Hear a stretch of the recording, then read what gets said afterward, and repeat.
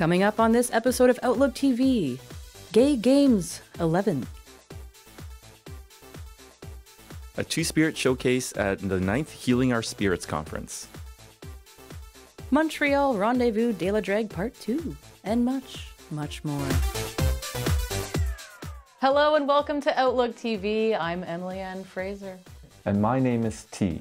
We'd like to thank the Musqueam, Squamish, and Tsleil-Waututh Nations for the honor and privilege to film this episode of Outlook TV on their traditional unceded lands. Outlook TV is a queer magazine news show that brings you the stories that matter the most from coast to coast. Kicking it off, we have a trusty reporter out in Guadalajara where the Gay Games take off. It's their 11th annual one. The gays do love playing games. Mostly with my heart.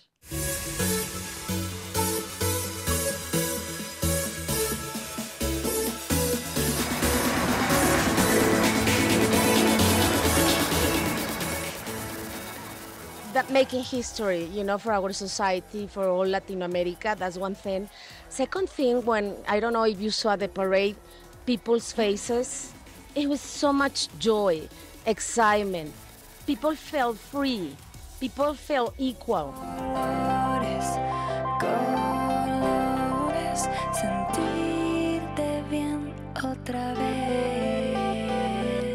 Welcome to beautiful Guadalajara for Gay Games 11. I am Sean Fitzgerald, co-president of the Federation of Gay Games.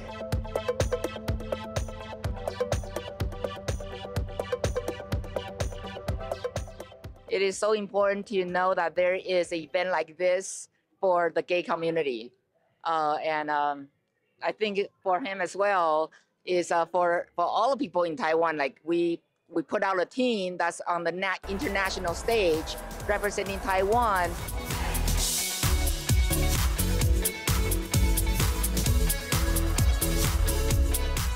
It doesn't impact my ability to swim as much. I just can't feel my foot. So here where we're dealing with altitude as well, it feels a little bit different. It feels heavier, but it does not impact so much the ability to swim. Mostly with able-bodied people. There's one young woman who's a Paralympian. She was born with one leg, and I do swim with her. But more often just with able-bodied people and just keep trying to keep up. And as long as I maintain my shoulders and my shoulder strength, I'm good. I can do it.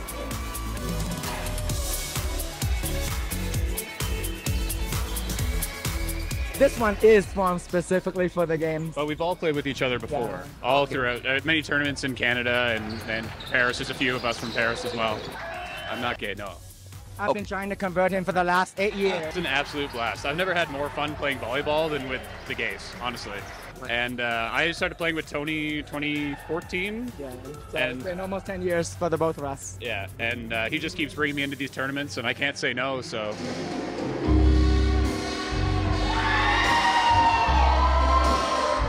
I'm a part of Hedelis Burning. Hedelis Burning is the ballroom community of voguing here in Guadalajara. A lot of people come to this night. I don't know, who do you say, patines, roller skate? Roller skates. Roller skates. And also the people from ballroom community for making some performances.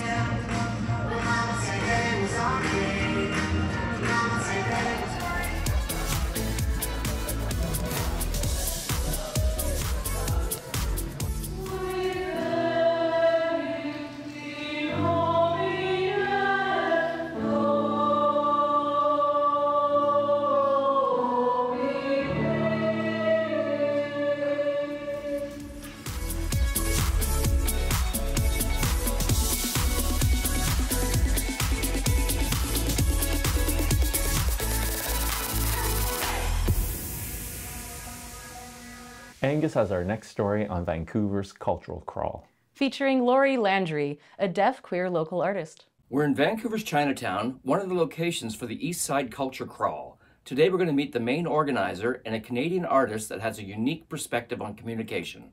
the Eastside Art Society, and I'm the artistic and executive director there.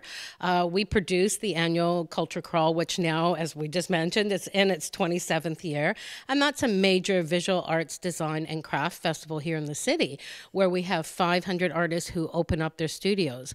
We also have a series of artist talks, and we recently added preview exhibits that are happening in 4 different galleries around the city, at the Pendulum Gallery, Alternative Creations, the Culture Gallery, and Strange Fellows Gallery. So there you can see the breadth of the artists who are participating in this year's Culture Crawl, as there are 80 pieces being exhibited. Everything takes place in what we are now referring to as the Eastside Arts District.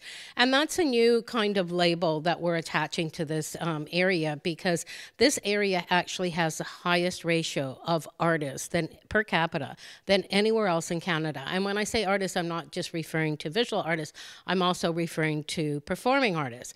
But in respect to the Culture Crawl, the boundaries for that, we go down to the waterfront, to the east we go over to Victoria Drive, to the south we go down to 2nd Avenue, and to the west we go over to Columbia. So most of it, I would say, is pretty walkable.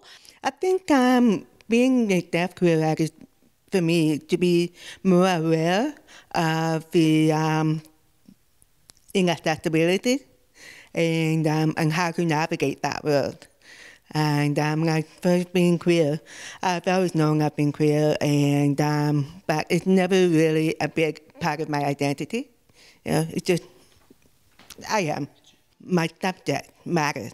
I'm trying to stay away from the conventional beauty.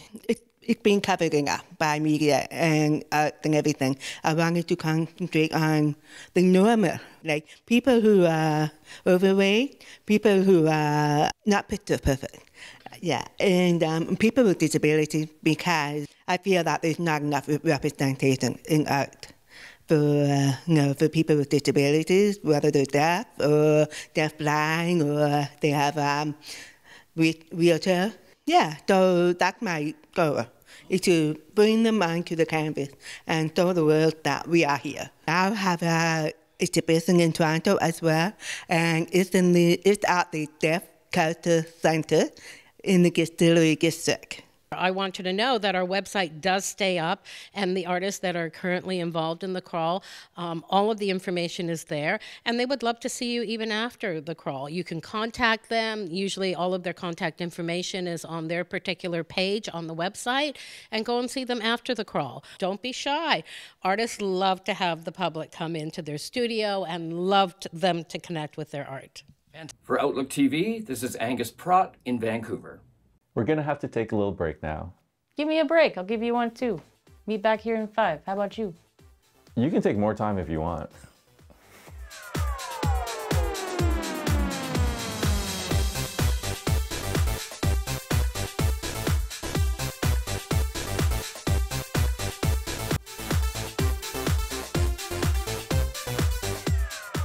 Welcome back. You're watching Outlook TV. Kicking it off, we've got Andre with the Rendez-vous Part 2. Hello everyone, salut tout le monde. Almost 100 drag artists are attending the very first drag culture convention in Montreal called Rendez-vous de la Drague. Let's go meet them for some thoughts on it. And welcome au Rendez-vous de la Drague, the first grand rassemblement for drag queens, and now it's more important than ever. It's the first francophone drag convention from around the world, so it's very important to me, and it's important to showcase the local talent, because people are all about, you know, the TV shows and the celebrity drags. But there's local drag that's so important too, and as a local drag, I find it important to showcase it to the people. So, yeah. I think it's important to have the most representation of drag. I think sometimes we only think about drag as RuPaul's Drag Race or the grimy bars. I think it's a great thing, and it allows the public to see all those different type of arts and not have one or the other view of it. Like only one view of drag, I think. And I think it's more important than ever in the current situation to show that drag is fun, drag is all about creativity and inclusion, and it's party. I did a number last night who was a song by Pink, and the first part is very dancey, very fun. People have false representation about drag queens, but we're still here, we're strong. We don't need to hide. If you're not comfortable, that's not our problem. We're gonna go on forever. I hope so. Meeting drag artists from all over the world is very important because it's such a kind of exchange, you know, of art, an exchange of experiences, and also a lot of fun all together. That's really important, and to celebrate all the sisterhood of our drag family. But we always have to remember that they were like us before, so they got the golden tickets to be on Drag Race or to be on other franchise of Drag Race. So it's fun to see what they made before. That's a question that I like to ask, and honestly, they're super chill. I'm trying to don't be fangirl, but it's very hard sometimes.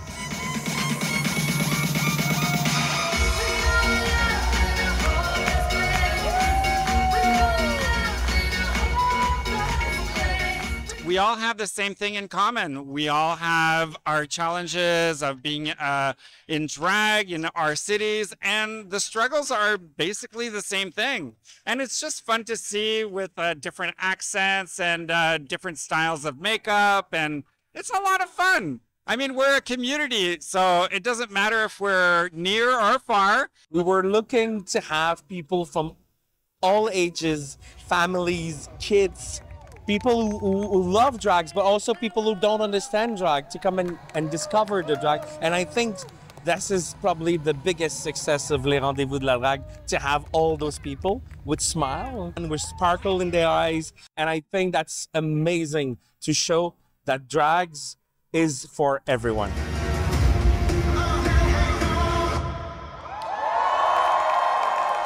That was very informative. André Tardif at Palais des Congrès in Montreal for Outlook TV. Coming up next, we have a super secret story that we can't tell you ourselves. You'll just have to wait and find out and watch this bit. I really hope it's gay. Yeah. After starting as a small gathering of ski enthusiasts back in 1992, the Whistler Pride and Ski Festival has grown into one of the largest queer-focused ski festivals in the world. Today we're going to talk to them about their 31st anniversary in 2024. The festival is from January 21st to the 28th of 2024. And of course, we welcome anybody to come before, a few days before, or a few days after to enjoy Whistler, BC. We are growing the festival to include a larger range of age groups, including some more youth participation for our parade day. The festival has really been a fun part of my life in terms of creativity, the excitement, the wow factor. We like to deliver it as the best as we can during that week. The Sip and Dip Spa Night is definitely one of our favorite events, and we definitely have it programmed for this year coming up. We love the spa, and we appreciate Scandinav Spa for offering us their venue for our festival goers for our own private event there. Ferocious is, well, you got to get ready for that one too. Get your outfits on, and we are excited about Ferocious. It has been one of our most popular events. The Splash Pool Party is back again. Yes, we are really excited again for this event. Ski and snowboarding guide is our fundamental core programming for the festival. This year, of course, we are bracing for more attendees, and so we have increased the number of guides, and of course, all ages. It's a great way to meet other people that are up there to ski. I'm definitely really proud of our growth on the parade. It's the most unique parade in the world, where we start at the top of the mountain, come down to the base, where we have our large gathering of people that go along the parade route. We have seen this parade day grow really fast, and the whole community of Whistler getting excited on that day. A lot of partners are getting involved. I have 2 police officers here. If you break break the rules, you will get ticketed. Yeah, you're going to see our CMP cops going down the mountain with our flag. You're going to see a lot of nice things that are really inspiring and will make you proud to be there. Our host hotel this year, of course, is Ava Whistler Hotel, and we love working with the Ava. They have the staff at the Ava enjoy working with us, and look forward to seeing everybody there. Snowball is always our biggest surprise. I don't even let my team know what the room's going to look like. Every year we design a different experience in the conference center. And Snowball, of course, is my favorite. And we go till 4 a.m., lots of time to dance and have fun and socialize. I invite everybody to make sure they get to Snowball. Tickets will be on sale with whistlerpride.com. We have everything on the ticketing link site. For Outlook TV, this is Angus Pratt in Vancouver. We're going to have to take a little break now. Hey, Emily, your sign is a stop sign, so just stop. My name is Faye Johnston. I'm the Executive Director of Wisdom to Action, and you're watching Outlook TV.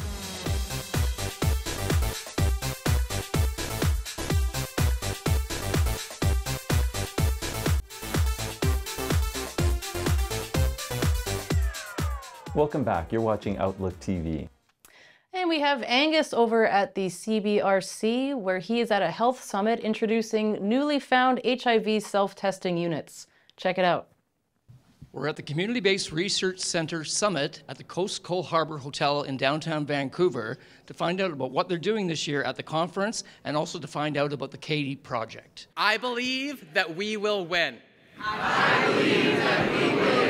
CBRC Summit brings together queer, trans, and allied health professionals, service providers from all across the country to share promising and best practices, to talk about innovation, and to share the research that's coming out of our communities to help us improve the health and well-being of queer and trans people in all their diversity. The theme of the conference this year is Together for All, and it really speaks to the fact that as we witness rising hate, as we see stagnating progress on queer and trans issues, we need to come together, we need to share knowledge and dream of that better future. Over 300 people in the space with us through the summit, and that there's, I think, at least 300 folks joining online, which makes it probably one of the biggest queer and trans conferences in the country, and definitely the biggest CBRC summit they've ever had.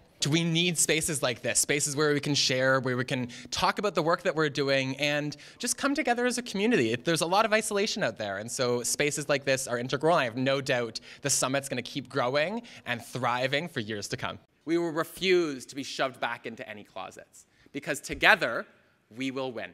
Tell the story about self-testing, as Canada has actually made these self-tests for a number of years, and we've sold them around the world, but they weren't actually accessible or available here in Canada. So it's only in the last about a year and a half that they've become available in Canada, and more recently the federal government have invested in purchasing about 200,000 of the test kits that we're trying to distribute across the country with many of our community and national partners. Look at HIV, it's not dissimilar to other infectious diseases like hepatitis C, like syphilis. The reality is the folks that are most impacted by these viruses, these bacteria, are folks that are the least connected to care. So people that are not getting tested, they don't have physicians, they don't have access to clinics, and increasingly we see that that's where these epidemics are centered. So the self-test kit, it's an opportunity to engage people that may not have access for whatever reason, because they're not close to a clinic, it may not be convenient, they may work during those hours. Really, the self-test kit makes it so that people can access these things in the comfort of their home, privacy, confidentiality, and we're hoping that it'll increase testing. Sexual health, similar to your physical health, you need to do regular checkups, you need to maintain it. Sexual health is the same way. If you're having sex, you need to be doing certain things to ensure that you're healthy, and testing is one of them. The federal government invested in purchasing the test kits, making them more widely available. So that's what my organization and a number of organizations across the country are doing. They are free, they're funded by the federal government, test kits, to get them out into the hands of people that really need them. As you can see, 2 dots. She's positive, HIV positive. Testing is only the first step, right? Once you know if you're negative or positive, there are other steps you can take. So if you're positive, you need to contact a healthcare professional, you need to get confirmatory testing, you need to get on treatment. If you're not, it might be an opportunity to still seek out a healthcare professional and perhaps get on PrEP or look into other prevention options. For Outlook TV, this is Angus Pratt at the CBRC Summit in Vancouver. Representation matters, and we are so excited to bring you this story on the first Two-Spirit Showcase at Healing Our Spirits Conference. The First Nations Health Authority held their 9th Healing Our Spirits conference, and for the first time, they had a Two-Spirit Showcase. Let's find out more. Where do I start? Annual Healing Our Spirit Worldwide Conference, we were so thrilled to be invited to present a Two-Spirit Showcase. And that was put on in collaboration with the Two-Spirit program from CBRC, the Community-Based Research Center here in Vancouver. It's really important to recognize that it was a first time that we had a Two-Spirit showcase with performers from all over Turtle Island. So what it is it's really focusing on the resurgence of the Two-Spirit identity. So making sure that we come together to recognize our heritage, but also to celebrate the empowerment of where we can go in our unity. We talk about healing a lot. And that becomes much more available when we come together and share our hearts. So to be able to be invited to be part of such a huge platform was really important.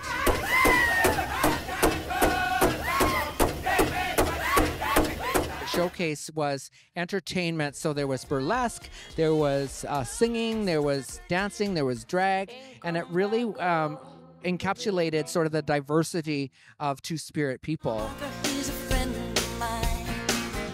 You've seen him looking fine. One of the most important things that we can share is our lived experience and our pride in being able to create and protect safe and brave spaces for people to come together and celebrate community. And I think that is something that we've always been so inspired by our elders that came before us, like Ted North, the Empress of Canada, and Lauri McDonald, who really created like the Two-Spirit organization, GVNCS, the first in Canada. And so we just carry on that and make sure that we are showing up today in honor of those who paved that way for us to be able to lean into our power, which is our unity and our love.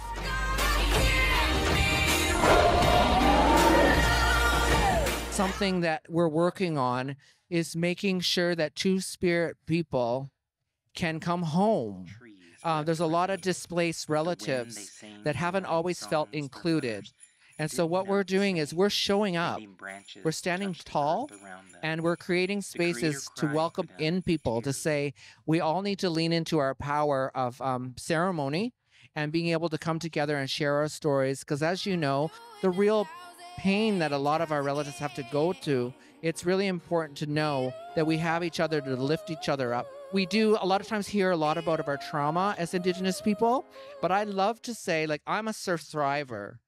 So I'd love to really make it very clear that, yeah, I've experienced some adversity in my life, but I'm also thriving as a person because I have the courage to stand in my truth and reveal my best self. And I think that's a message that we can share with everyone. Show them how we come off the shelf. My name is T in Vancouver for Outlook TV. Well, that's all the time we have for today on Outlook TV, but we will be back. You know what, Emily? I think your ex was wrong. Your sign is a go sign. And while Emily's going, why don't you check us out on all our social media platforms, or better yet, consider volunteering with us. Thank you so much for joining. I'm Emily Ann Fraser. And my name is T. Stay fabulous, Canada.